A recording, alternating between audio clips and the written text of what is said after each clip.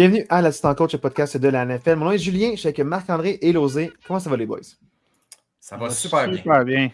Bien sûr. Moi, ça va bien, les Steelers vont bien. Sommet de la division. On a parlé dans l'épisode précédent. Je me demandé pourquoi pas porter du linge des Steelers. J'ai beaucoup de linge, tu as raison, c'est mon erreur, mon oubli. Gear. Mais je suis fier de la défensive incroyable, la mieux payée de la ligue. TJ Watt, meilleur défensif, meilleur joueur défensif de l'histoire de l'humanité. Donc voilà, c'est dit. Qui n'a fait aucun point dans les fantasy la semaine passée en passant contre la pire O-line. Deuxième pire O-line. Merci pour la statistique du jour, Losé. Parce que moi, je pensais que c'est un gars d'équipe, il a du cœur, il est chaleureux. En fait, c'est pas vrai, il a fait un sac. Il y a un sac avec. Ah oui, 1,5 points. Mets tes faits, man. C'est un point, dis pas zéro. Ben oui, mais il en fait 9 ou 10 par game. Il en a fait 1,5 contre Cincinnati. Peut-être joueur défensif. Tu parles de la def des Steelers? Tu parles de. Non, TJ Watt. Juste TJ Watt, il a fait des points. Il a fait 1,5 points. Il fait genre 9 0? points. Ben, c'est 0 par rapport à 9. Oh, même quand on exagère. Quand on exagère. Ah, ok, fait que 9, c'est beaucoup, pas beaucoup. Ben, 9, c'est très bon. Là. C'est très bon. Ok, évidemment, il est très bon. Ok, parfait. Oui, t'as raison.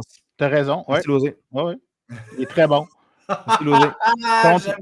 Très, très bon. Merci, Losé. Ouais. Hey, merci à Dualité pour la musique d'intro, comme j'essaie de dire depuis tantôt. Marc-André, plug nos réseaux, s'il te plaît. Yes, l'Assistant Coach Podcast sur toutes les plateformes, TikTok, Instagram, Facebook, YouTube, les plateformes audio. Suivez-nous, partagez-nous, faites du bouche à oreille. Ça va bien notre affaire. C'est grâce à vous. Un gros merci de votre support et votre soutien. C'est, dans le fond, l'émission, là, on avait beaucoup ri la semaine dernière et il y a 2 semaines, mais c'est vraiment cette semaine qu'on a ri le plus dans le dernier podcast. Vous allez pouvoir voir là, dans nos commentaires, surtout par rapport au match des Steelers contre les Bengals. Pour ceux qui l'ont écouté, là, vraiment beaucoup d'amour qui se propage, on s'aime beaucoup. Puis on se le mentionne à qui le veut bien. Voilà. Là maintenant, on va parler dans le fond des matchs prime time qui s'en viennent jeudi. On a les Vikings qui visitent les Chargers. Les Vikings avec les changements de corps, des fois tout feu, tout flamme, des fois tout pas tout feu, tout nuage de fumée. Les Chargers, un excellent début de saison, maintenant sont rendus à 4-3 seulement, des défaites qu'on ne pensait pas qu'ils allaient arriver de sitôt. Marco avait des grandes attentes, il n'est pas là. Il pleure dans le sud. Donc, on profite de son voyage là, pour parler des Chargers de façon honnête. À quoi on s'attend? Les Vikings visitent les Chargers. Messieurs, Losé, la parole est à toi. Je trouve que c'est un match vraiment intriguant. On dirait que je vois tous les scénarios possibles. Je vois Vikings gagner par 10, Vikings gagner par 1, Chargers gagner par 1, Chargers gagner par 10. Je suis vraiment pas capable de... Je m'attends à un visionnaire, match... là, tu vois beaucoup de choses. Non, mais... non, c'est ça, il est pas capable de... Non, exactement. J'ai aucun feel sur cette game-là. Même dans nos prédictions, j'ai eu de la misère à choisir un ou l'autre. Ouais. J'aurais tendance à dire, parce qu'on ne sait pas encore si, je pense que c'est Wentz qui va jouer, mais c'est sûr que c'est pas JJ McCarthy encore? Oui, c'est confirmé que c'est Wentz. OK. Ouais. Bon, ça donne déjà un peu plus de chance aux Vikings, même s'il y a eu une contre-performance la semaine passée. Moi, je suis complète aversion envers JJ McCarthy. Par contre, les Chargers sont à domicile.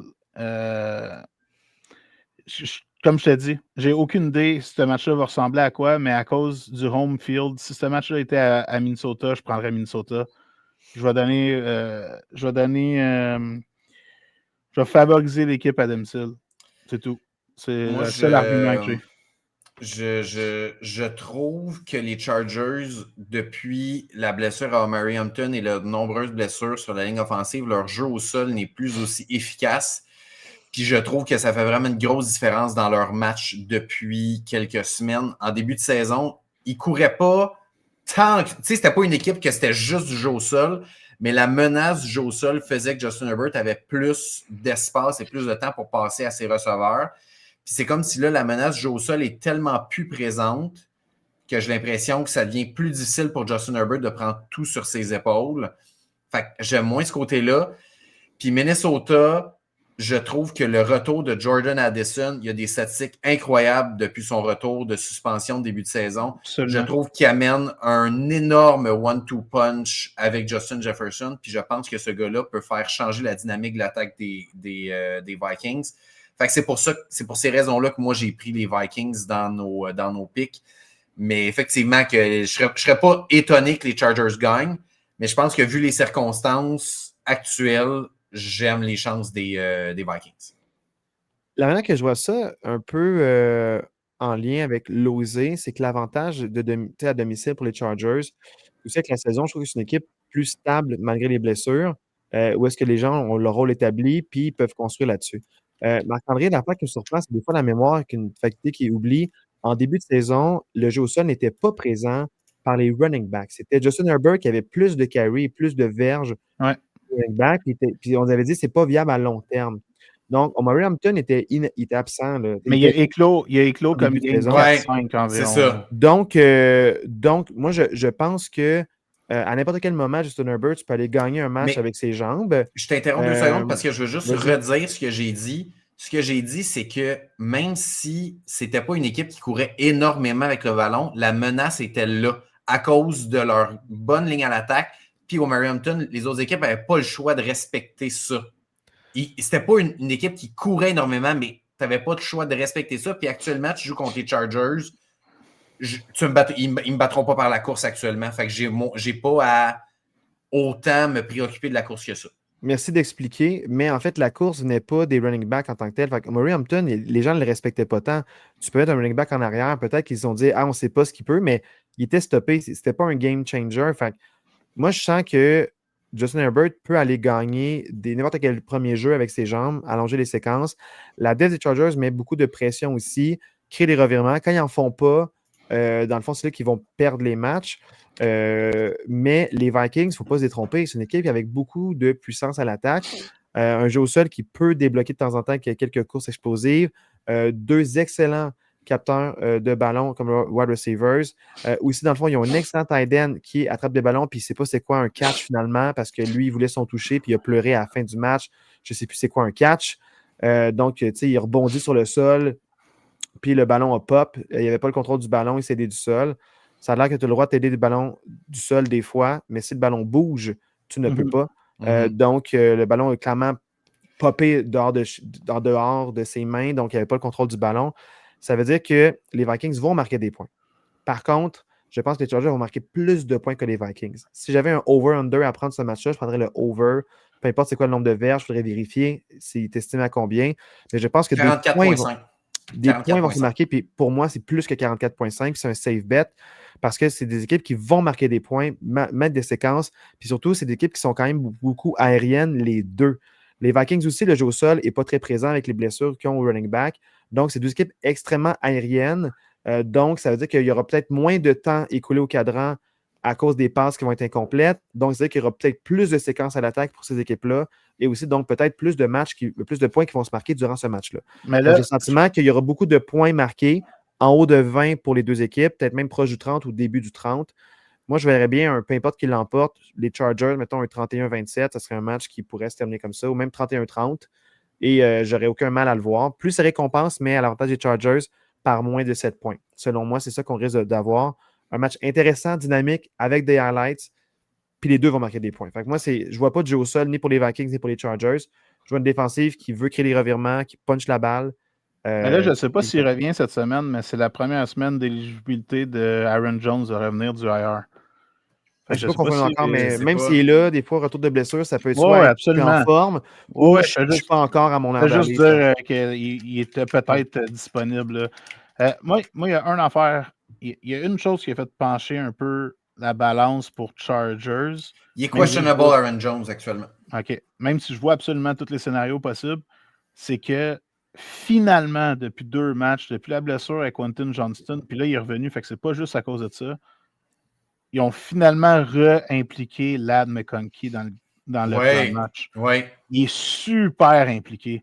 Écoute, c'était lui par 1 000 ton meilleur receveur l'année passée.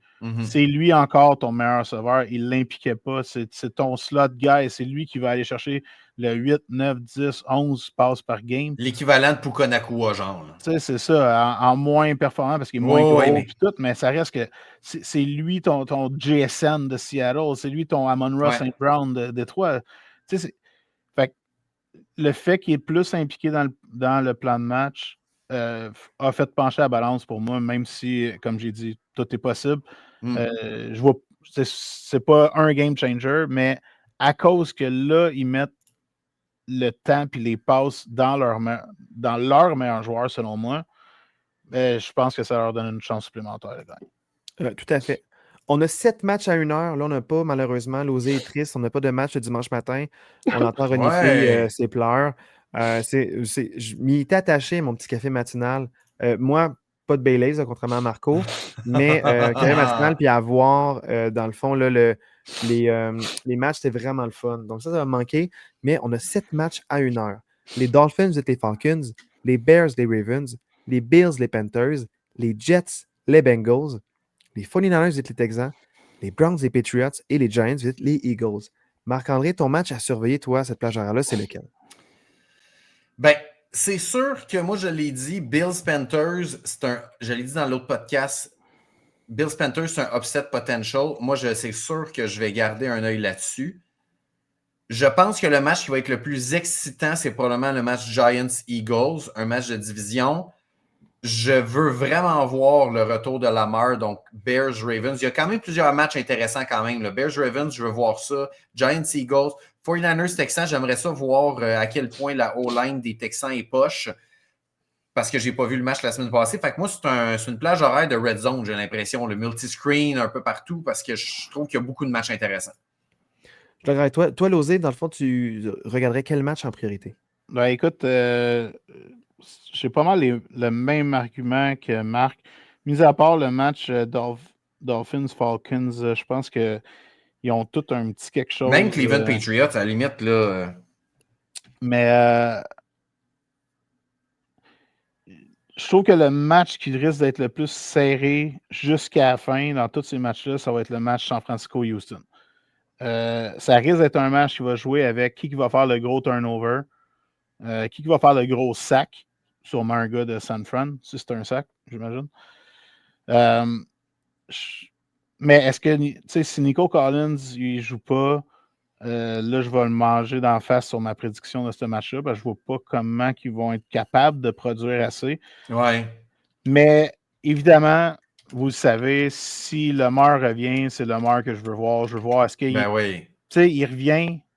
Ça ne veut pas dire que quand il a quitté et qu'il y avait un passer rating de 130, est-ce qu'il va revenir et il va être aussi au top de sa forme qu'il était? C'est ça que j'ai hâte de voir. Est-ce que j'ai hâte de voir, est-ce que je me trompe ou pas en me disant, mec, ils reviennent avec leur cédule qui est comme relativement, on va dire, correct, avec tous les matchs intra-division qui n'ont pas été joués encore. Est-ce que j'ai raison de me dire que j'ai pas peur encore pour la division pour les Ravens ou il n'est pas aussi clutch qu'il était avant de partir, avant sa blessure? Moi, dans le fond, c'est que le match qui m'intrigue le plus, c'est les Bears contre les Ravens. C'est sûr que 49ers Texans pourrait être un beau match à regarder, surtout défensivement. Mais comme il n'y a pas beaucoup de potentiel à avoir un haut pointage, selon moi, comme tu l'as dit, ça va être un match excitant, serré. Mais le match qui m'intrigue le plus, c'est les Bears contre les Ravens, que Lamar joue ou non.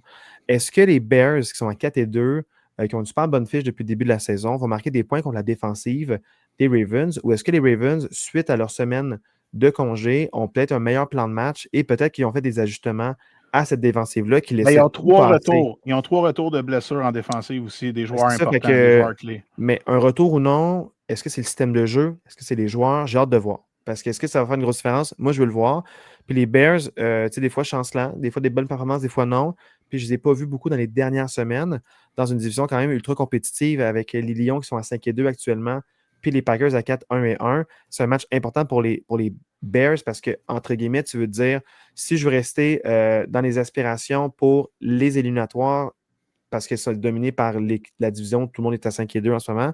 Si je veux être dans le côté des éliminatoires ou peut-être même gagner ma division, même si ce n'est pas très réaliste en ce moment avec les Lions et les Packers, il faut que tu gagnes le match contre les Ravens qui sont à 1-5 en ce moment. Tu ne dois pas leur donner une chance de se mettre confortable et d'y croire.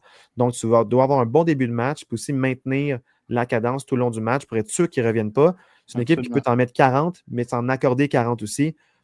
Donc, avec ou sans Lamar, c'est un match qui est super intéressant. Puis moi, j'ai déjà dit, avec même un backup, un bon entraîneur-chef va trouver une manière de le faire bien paraître, puis de simplifier le livre de jeu, puis faire des bons play calling pour avoir une chance de gagner un match. N'importe quel backup doit être capable de gagner un match n'importe quel moment. Puis avec une semaine de congé, tu as encore un meilleur plan de match pour les Bears. Tu savais que les Bears s'en venaient.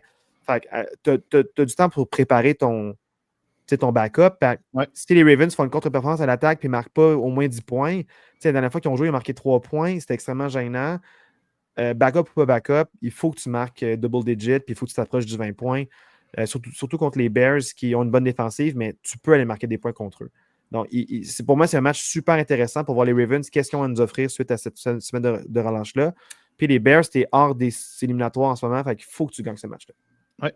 Super important pour les deux équipes. Voilà. Moi, c'est le match qui m'intrigue le plus. Ouais. Je sais pas si je l'ai vendu. Non, mais tu l'as très bien vendu. J'ai rien à rajouter. OK, parfait. Écoute, dans le fond, on a... Julien, quand tu ne parles pas des Steelers, c'est incroyable comment tu es cohérent. T'es pertinent. Puis t'es pertinent. C'est vraiment, là... C'est vrai. T'es exceptionnel.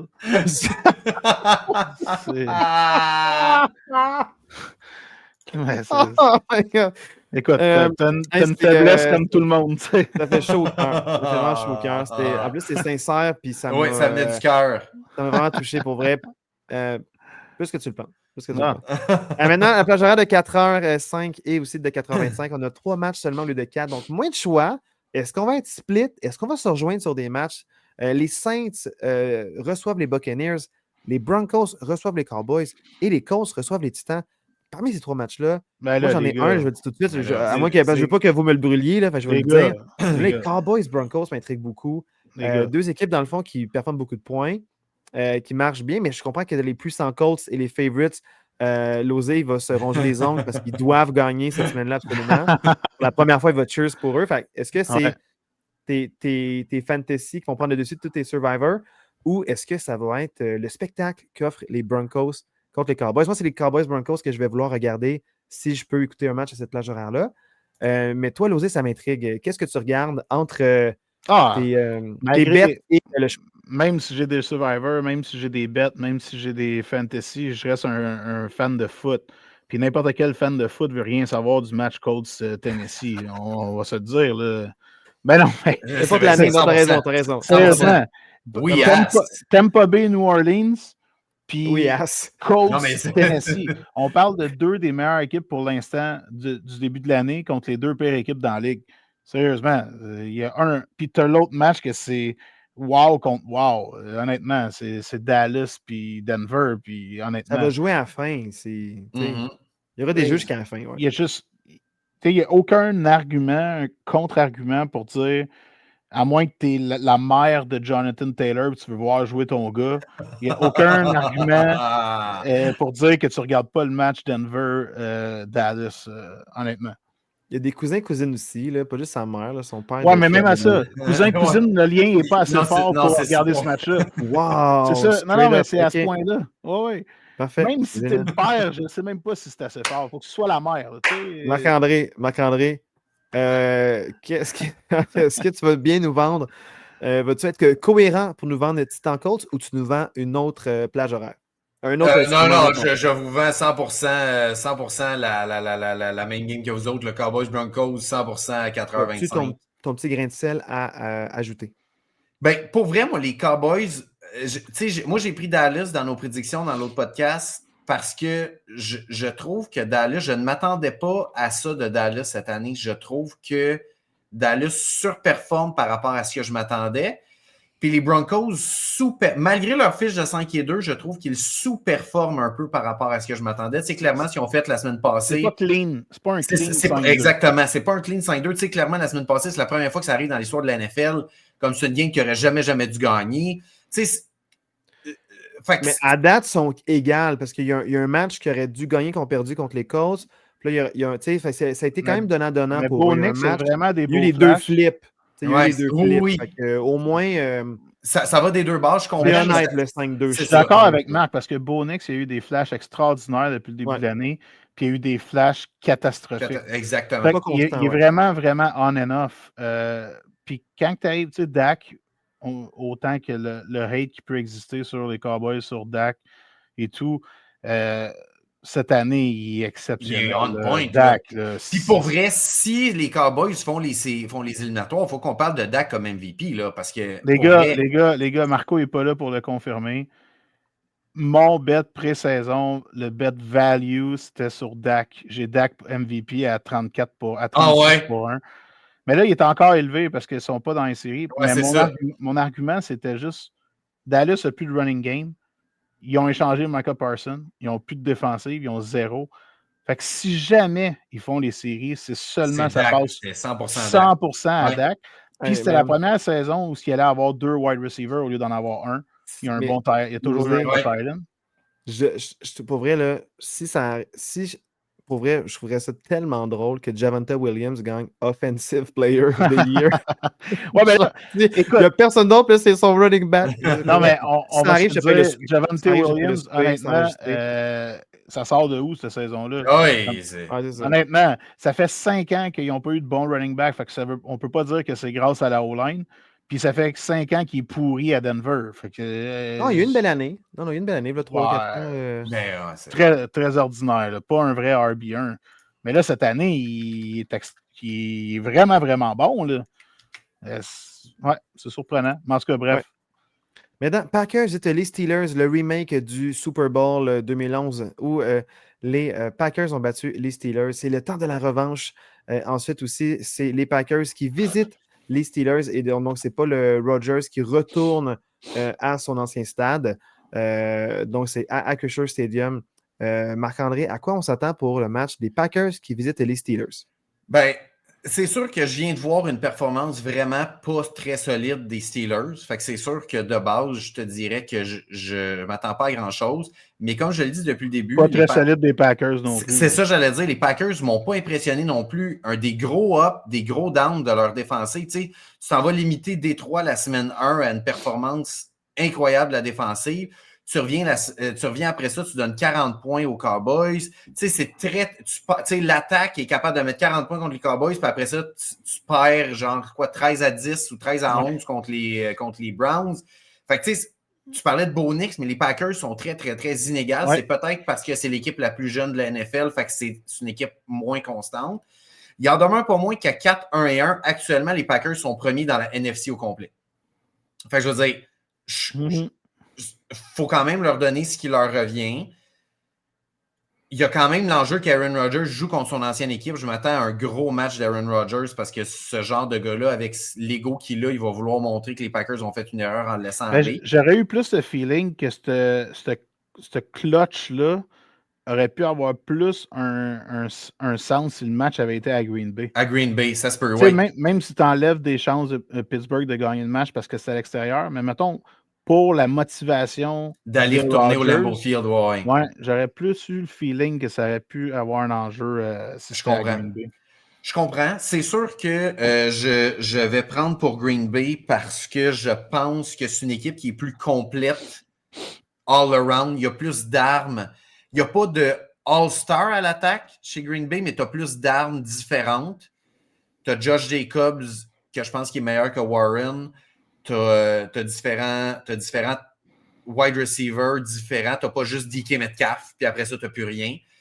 Puis défensivement, je pense que l'attaque de Green Bay a mieux performé que la défensive des Steelers à date. Fait que j'aurais tendance à y aller pour les Packers. C'est tellement surprenant, mais avec une semaine et demie de pause, les Steelers en défensive, ils vont être plus en forme. Donc, on ne verra pas le même match défensif, c'est certain. Le problème, c'est que Josh Jacobs va avoir un match en haut de 100 verges. Vous êtes les premiers à l'entendre, mais pas les derniers. Donc, c'est sûr que le jeu au sol va être un problème. Fait qu'il y aura ces verges, ça va prolonger les séquences. Il y aura peut-être, là, la différence, c'est est-ce que Jordan Love va faire les passes importantes au bon moment? Si oui, ça va être un problème. Mais les Steelers ont beaucoup d'interceptions, beaucoup de sacs depuis le début de la saison. Ça va être un problème quand même de contrer tout ça. Donc, ce n'est pas donné pour les Packers. Oui, c'est une meilleure équipe, mais ce n'est pas parce qu'une meilleure équipe. Il y a toujours des upsets qui arrivent. Il y a toujours des équipes qui paraissent moins sur papier. Ouais. Et il y a beaucoup de victoires logiques qui ne sont pas arrivées. Absolument. Donc, on ne peut pas trop se fier de ce qu'on voit. Puis l'ordre établi est vraiment bizarre. Puis il y a beaucoup de memes sur Internet que je vois depuis 2 semaines où est-ce que je ne sais pas c'est qui se pose être bon. Puis c'est vrai qu'on pense qu'une équipe a eu un bon début. Ah, ça va bien. Finalement, non. Comme les Chargers en feu. Maintenant, ils sont juste 4-3. Ils ont commencé, Buffalo. je pense, 4-1. Buffalo, ouais, c'est ça. Buffalo, même affaire. Fait que dans le fond, ça prend du temps à se placer. Fait que moi, j'ai hâte de voir qui va être hot passer le milieu de saison. C'est toujours des fois, tu peux te permettre des erreurs. Puis la chose la plus importante, c'est peu importe comment elle a été acquise, la victoire te Passer de donne la le semaine souci. 11-12, là, il faut que tu commences à roller. Là. À un moment, c'est ça. Il y a un moment où tu dois avoir une aire d'aller, puis c'est une tangente qui est vers le haut au niveau du momentum puis au niveau des performances. Ouais. Il y a toujours des contre-performances. Toutes les équipes en ont vécu, même certains plus que d'autres, comme les Jets, mettons. Il y a beaucoup d'équipes qui ont vécu des contre-performances, mais ils ont tous aussi vécu des flashs. Fait que là, maintenant, c'est de voir qu'est-ce qui est constant. Quand les équipes ont du footage puis ils savent comment t'attaques, comment te contrer, est-ce que tu vas te réorganiser puis trouver des solutions? Donc, le coaching staff va être super important. Plus la saison avance, plus ces décisions-là vont être bonnes. Le ménage se fait au niveau des joueurs, au niveau, dans le fond, du play calling. Fait que, honnêtement, ça reste encore tôt. Les deux équipes sont à 4 victoires chacune. Ça va être un match extrêmement serré, plus qu'on pense. Puis je pense que les Steelers ont marqué plus de points qu'on pense contre la bonne défensive des Packers, malgré tout. Puis Aaron Rodgers va être motivé contre son ancienne équipe, puis c'est non négligeable. Un corps étoile qui affronte son ancienne équipe. Il y aura tout le monde va jouer mieux pour Aaron Rodgers, je pense, au niveau des Steelers. Puis ça, c'est non négligeable aussi. Fait que plus grande pause pour se préparer. Puis aussi, les gens vont être vraiment motivés ce match-là. Fait que prime time dimanche soir. Manquez pas ce match-là. Là. Ça va être un beau match de football. Peu importe qui gagne, 100%. je pense que peut-être les Packers ont un petit edge, mais je pense que les Steelers ont un petit truc non négligeable de motivation supplémentaire à cause d'Aaron Rodgers. Je pense que l'équipe va show up pour lui. Mais Jordan Love aussi va vouloir montrer que les Packers ont fait le bon choix. Mais c'est pas pareil, non. Il y a son contrat. Ça fait plusieurs années qu'il est là. C'est pas pareil. Losé, vas-y. Non, mais avant de commencer vraiment mon analyse de ce match-là, je suis un peu d'accord avec l'effet Rodgers contre Green Bay, même si c'est pas à Green Bay. Par contre, petite parenthèse, quand tu dis que toute l'équipe va être motivée pour Rodgers, écoute. Pas Broderick Jones. C'est pas un gars qui rassemble Rodgers. Non, mais. Ah non, plus que tu penses avec les Steelers. Ouais. On sait de sources sûres, de preuves dans les dernières années que Rodgers, c'est pas le meilleur human being. Non, c'est ça, clairement. Là. C'est un piece of shit, ce gars-là. Vraiment. Puis, ça, c'est connu. Là. C'est pas une opinion personnelle. Là. C'est juste. Fait peut-être tu as raison. Mais au bout de la ligne, je suis pas mal certain qu'il y a des gars qui s'en calissent de Aaron Rodgers. Non, mais j'aime ce que tu dis, Losé. Et peut-être qu'ils s'en calissent de Aaron Rodgers. Mais ce qu'ils s'en calissent pas, c'est des victoires. Puis Aaron Rodgers arrive avec le désir de gagner. Puis je pense qu'il respecte son leadership sur le terrain de vouloir gagner, peut-être un compétiteur. Mais sûrement qu'ils ne vont pas prendre une bière avec lui au bar après. Ils s'en calissent. C'est sûr qu'ils vont essayer de gagner. Je vais juste dire, je suis pas sûr qu'ils vont avoir une motivation extra parce que Rodgers joue. Tu sais, si, admettons, c'était leur meilleur chum, les gars, on va la gagner pour lui. Mais tu sais, ça reste que c'est une mauvaise personne à la base. Pas un mauvais joueur de football, mais c'est une mauvaise personne. En tout cas, bref. Parenthèse fermée. Là, Julien, tu vas être content avec ce que je vais dire. Oh! Tu veux dire que j'ai été cohérent? Quoi? Vas-y. Tu vois, tu perds toutes tes sens. Dès qu'on parle de Pittsburgh, dès qu'on parle de Pittsburgh, là, tu dis toutes non, vas-y, je m'excuse. Non, mais dans mes prédictions, j'ai pris Green Bay. Je réitère sur ma prédiction. Par contre, je suis un petit peu en désaccord avec l'argument de Marc du dernier podcast. Moi, je n'ai pas de trouble avec la défensive des Steelers. Peut-être qu'ils sous-performent, peut-être qu'ils ont eu un off-game, ça c'est sûr, clairement. Mais je n'ai pas peur de la défensive des Steelers going forward. Selon moi, c'est la seule chose de valeur sûre dans cette équipe-là, c'est ça. Avec le fait qu'ils vont finir 8-9 ou 9-8. Ça, c'est l'autre affaire qu'on sait à chaque année. 8-8-1. Ouais, 8-8-1, c'est très possible. Mais écoute, puis là, je dis pas ça, c'est avec toute objectivité, c'est pas à cause que c'est une mauvaise personne ou peu importe. Rodgers, Marc a eu raison dans le dernier podcast. Ça va être un des top 5, gros max top 10 QB de l'histoire. Probablement le QB le plus précis avec Drew Brees en termes de vraiment de pourcentage de complétion et tout. Par contre, c'est plus un gars de calibre QB dans la ligue. Et on a montré Marc a montré la chart des passes tentées le dernier match. OK, c'est bien cute, il y a 4 passes de toucher, il a tenté, je ne sais pas combien de passes, mais toutes les passes qui étaient sur le sideline à gauche, il y a eu 2 interceptions. Tu sais, on parlait de mauvaise décision. C'est ça, on parlait de mauvaise décision. Tu sais, le gars, il a toujours eu un bras canon. Il a encore un bras canon. C'est sûr, tant que l'épaule la tient, il va avoir un bras canon. Par contre, il est plus. La prise de décision est moins bonne. La prise de décision est plus longue. Moi, j'ai aucun believe en Aaron Rodgers. Absolument pas.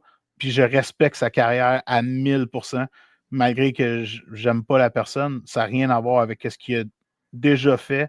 Ça n'a rien à voir avec tous les trophées qu'il a gagnés. Rien à voir avec son legacy qu'il va avoir. Puis ça va être un first ballot à la fin. Tout le monde le sait. Mais pour moi, tu sais, si tu mettais. Là, c'est ironique parce que c'est. Pourquoi j'aurais été content de ce que tu dis? Ben parce que j'ai défendu leur défense. J'ai dit que pour moi, ils ont. Il a le droit d'avoir tort, Marc, c'est correct. Marc-André a le droit d'avoir tort. C'est ça. J'ai juste dit que j'ai aucune inquiétude envers leur défensive.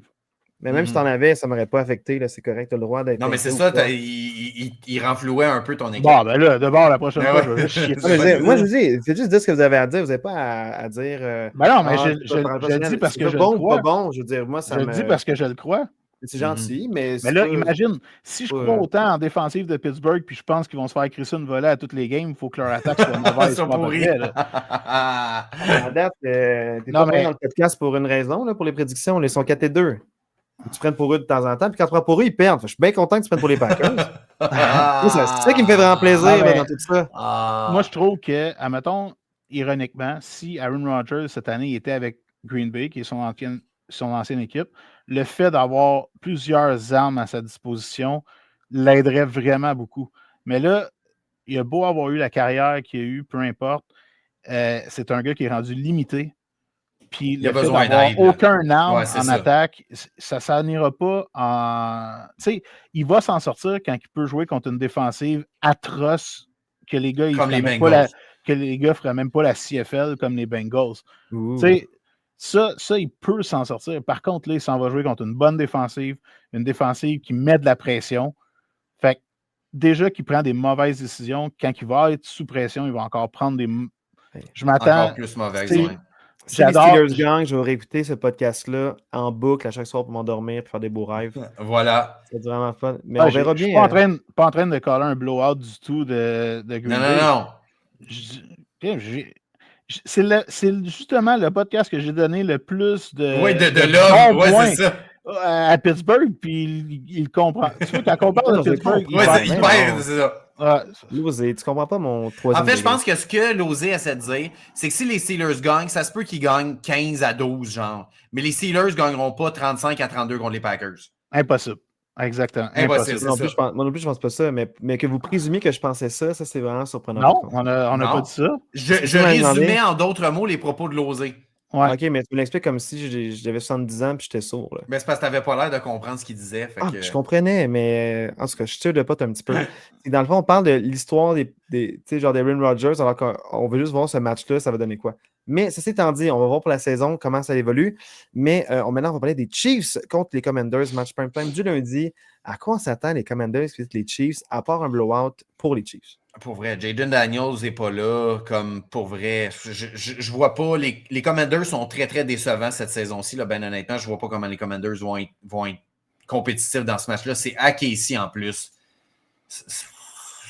Je vais aller voir la cote est à combien. Mais 12, je pense que c'est 12,5. Les Chiefs ont 12,5. Les Chiefs vont couvrir facile. Ils vont couvrir facile.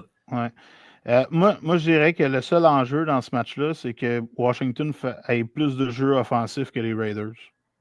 Ouais. Je pense quand même qu'ils vont débattre. Je pense pas j'espère. C'est pour vrai, je peux pas hyper le match. Regardez ce match-là parce que moi, je m'attends encore à une immense performance de Patrick Mahomes. Mais je peux pas vous hyper ce match-là comme étant un bon match de football où on va être sur le bout de notre siège. Là. Je peux pas vous hyper ce match-là. Non, la manière de le hyper, je pense, c'est on parle tout le temps de quand il arrive le temps des playoffs, tu veux que l'équipe qui est favorite ou selon toi, l'équipe qui est favorite à ce moment-là, c'est l'équipe qui arrive, comme Julien disait, avec la tangente le plus à la hausse. Ouais. L'équipe qui est le plus bien rodée dans les dernières 4, 5, 6, 7 games. Ben là, la manière de hyper le match, c'est que là, les joueurs blessés sont tous revenus pour Casey. Mahomes, il performe aussi bien offensivement pour la première fois depuis son deuxième MVP ou même son premier MVP. Je pense qu'il est dans sa deuxième meilleure saison en carrière. Fait que si tu veux hyper le match, c'est de dire, OK, on a une équipe qui est extrêmement bien rodée en ce moment, autant Vraiment. défensivement qu'offensivement. Tous les éléments sont là pour une équipe qui est potentiellement favori pour gagner le Super Bowl. Fait que ça vaut la peine de regarder le match juste pour voir c'est une équipe qui est en pleine possession de ses moyens. Aller. Losé, tu fais bien de le dire parce que c'est pas parce que c'est un blowout que c'est un mauvais match qui est plate. Tu as des Non, blowouts, les équipes vont ralentir. Les Chiefs ralentiront jamais. Ils aiment faire un bon spectacle. Ils vont bencher tout le dernier quart. Mais si c'est 30-0, ils vont encore bencher. Mais jusqu'à temps du moment qu'ils vont bencher, ils ralentiront pas. Non, c'est ça. Ils ralentiront pas. Ils vont mettre leurs points. Ils vont, puis si les Commanders reviennent, peut-être que ça va faire un petit à la fin du match. Parce que quand le match ne vaut plus rien puis il y a du garbage yard, ça va être divertissant. Il y aura des beaux jeux, mais c'est sûr que ça va être largement l'avantage des Chiefs, les beaux jeux. Mais ça va être divertissant d'un bord de la balle. Puis, Chris Jones va peut-être s'en donner à cœur joie aussi avec la O-line puis le QB. Et voir peut-être des tackles for loss, peut-être des sacs aussi. Donc, ça va être un match qui va être quand même à sens unique, mais divertissant. Puis quand je parle d'aller me coucher, c'est que si ça devient plate, justement à cause d'un blowout, des starters, je t'offrirai peut-être pas jusqu'à la fin du 4e quart, mais on devrait avoir. Une première demi à regarder, définitivement. À 100%. Comment ça se passe, vous prendrez la décision qui vous convient à ce moment-là.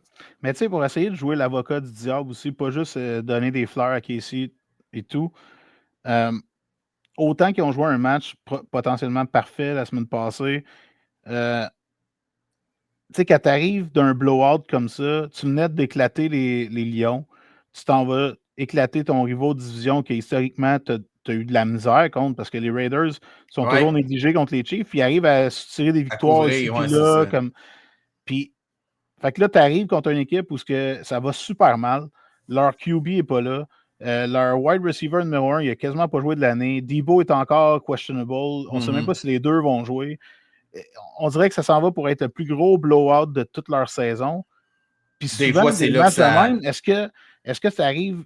Mais c'est là que tu vois qu'une équipe championne, ça va être différent. Andy Reid, il a assez d'expérience pour savoir que c'est un match de la NFL. Tu joues quand même contre des gars de la NFL. Il faut qu'au pire des cas, tu tires la plug après une demi, mais il faut que tu partes fort. Il faut que tu es supposé massacrer l'autre équipe. Il faut que tu commences en scorant des points au premier quart. Tu ne peux pas laisser le temps aller. Parce que dans un match comme ça, plus que ça prend de temps à prendre ton lead, plus qu'il y a de chances que les chances, mettons qu'il y a un mauvais pic qui arrive, il y a un mauvais sac qui arrive. Fait que ça peut. Je parle pas de match piège dans le sens qu'ici peuvent l'échapper. Je pense que c'est pratiquement impossible. Par contre, on s'attend tout à un méga blowout, mais si leur approche à ce match-là est un peu non professionnelle, ben ça peut ne pas être aussi gros blowout qu'on pense.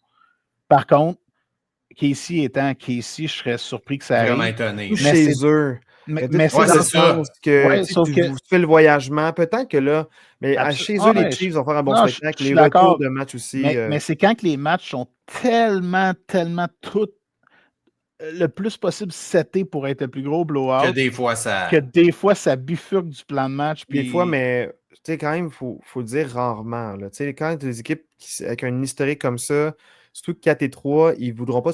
La fiche, si ça avait été, mettons, un 6-1 ou un 5-2, j'irais peut-être plus cru à ton hypothèse, mais c'est encore une zone où est-ce que à 4-3, ça reste tendu encore un peu.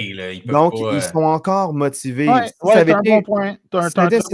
Si là, oui, je te le donne, ce point-là. T'as raison. Pour moi, je donne même pas 1% que à cause de la fiche, ça ne peut pas arriver. Ben écoute, j'essayais juste de jouer l'avocat du diable. Non, mais tu fais bien de jouer l'avocat du diable, par contre. Tu viens clairement de m'envoyer en prison. As-tu vu, quand on parle pas des Steelers, c'était pertinent, Julien. C'est tout le temps qu'on avait pour le podcast. C'est rendu fort. Faut pas se coucher. Puis les surprises, ça arrive. Hein, les Bengals ont battu les Steelers alors que tout le monde avait pris pour les Steelers. Puis là, tout le monde était seté pour un blowout le jeudi soir. Puis finalement, 33-31, tu perds sur un botté à la fin du match par McPherson. Maudit soit-tu, En botteur. passant, très heureux que ce soit arrivé parce qu'il y avait plein de monde qui avait Steelers dans les fans. Survivor, ouais. Fait que c'est merveilleux. Excellent. C'est merveilleux pour l'oser, c'est merveilleux pour moi. J'ai été debout jusqu'à la fin du match. C'était un très beau divertissement. Puis c'est ça que je retiens, j'en parlais à Marc au téléphone, c'est que ce match-là, les Steelers ont perdu, mais moi, ça va. Il y a des choses plus importantes dans la vie que les Steelers qui perdent ou qui gagnent. Mais c'était un bon spectacle jusqu'à la fin, puis j'ai apprécié ce show-là. Là, les Steelers étaient du mauvais côté de la colonne victoire-défaite, mais c'était un beau show, puis j'étais content de voir ce match-là. C'est des matchs qu'on a eu le plus d'émotions des Steelers depuis le début de la saison. Puis pour ça, je suis reconnaissant. Peu importe dans la défaite, c'était un des plus beaux spectacles que j'ai vu de la part des deux équipes parce que des fois, les Steelers, avec leur défensive, étreignent le jeu. Puis c'est une victoire, mais moins convaincant. Contre les Vikings, le quatrième quart, ils n'ont rien fait parce que les points, c'est tout arrivé à la première demi. Fait que là, on avait juste hâte que le match finisse. Puis les Vikings revenaient. Mais là, ce match-là était divertissant du début jusqu'à la fin, puis j'ai adoré ce match-là. Beaucoup d'échanges de lead, beaucoup de jeux spectaculaires de chaque côté. C'était un beau match de football. Vraiment, connaisseur ou non, beau match prime time. Puis on n'en a pas eu des beaux matchs comme ça les jeudis l'année passée. Puis l'année passée, Fait que je les prends des matchs comme ça le jeudi soir. Je suis juste content d'avoir un beau match du jeudi. Fait que ultimement, c'est comme ça que je me sens par rapport aux Steelers en général. Parce que une saison, c'est long. On va être content, on va être déçu. Puis des fois, c'est ça. Hein? C'est juste un beau spectacle. On vous souhaite des beaux spectacles pour votre week-end de football. On vous souhaite que vous écoutez la musique. Shout out à tout le monde. Passez une belle fin de semaine. Salut la gang.